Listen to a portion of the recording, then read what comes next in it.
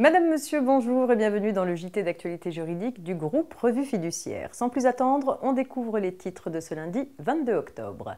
Prélèvement à la source, paiement d'un loyer et déclarer un complément de solde de tout compte dans la DSN. Le prélèvement à la source ou PAS, qui doit entrer en vigueur le 1er janvier prochain, prendra la forme, selon la nature du revenu concerné, soit d'une retenue à la source, soit d'un acompte. Dans le cadre d'une personne fiscalement domiciliée en France mais travaillant à Monaco, le salaire versé par son employeur monégasque donnera lieu au paiement d'un acompte calculé sur la base des dernières informations dont dispose l'administration fiscale, soit celle de 2017, pour le PAS appliqué à partir du 1er janvier 2019. Cet acompte sera prélevé directement sur son compte bancaire selon un échéancier mensuel.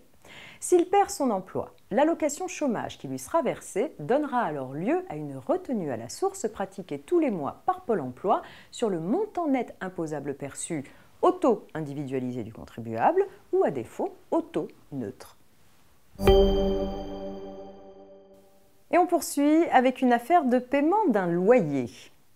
C'est à celui qui se prétend libéré par son paiement d'en apporter la preuve. La solution n'est pas nouvelle, mais force est de constater qu'elle doit encore être rappelée, comme vient de le faire la Cour de cassation.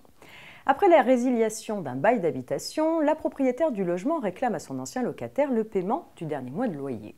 Le locataire refusant de régler la somme, l'affaire vient en justice. Le premier juge donne raison au locataire, constatant que le bailleur n'établit pas le bien fondé de sa demande. En effet, il ne produit pas la preuve de l'absence de paiement du loyer. Le juge semble estimer que si le loyer était dû, le bailleur disposerait nécessairement d'un document de nature à corroborer ses dires, un décompte, un courrier de réclamation ou encore une sommation adressée au locataire avant l'assignation, etc.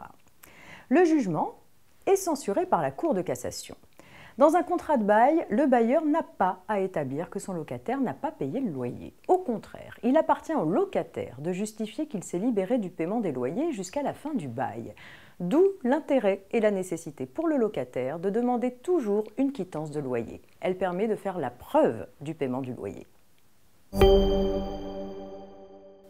On termine avec un point sur comment déclarer un complément de solde de tout compte dans la DSN. Un service paye doit parfois verser un complément de solde de tout compte à un salarié qui a quitté l'entreprise.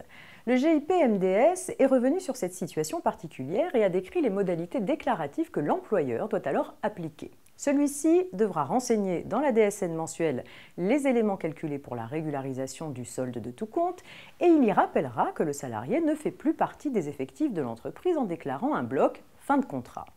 En pratique, la DSN mensuelle va reprendre les informations relatives aux salariés et les sommes qui lui ont été versées après la fin de son contrat en renseignant plusieurs blocs et notamment les blocs versement individu et rémunération. De plus, si les éléments de rémunération versés après la fin du contrat de travail sont imposables, il faudra calculer et déclarer le montant du prélèvement à la source avec le taux transmis par la DGFiP si celui-ci est encore valide. Dans le cas contraire, l'employeur appliquera la grille de taux par défaut prévue par la législation.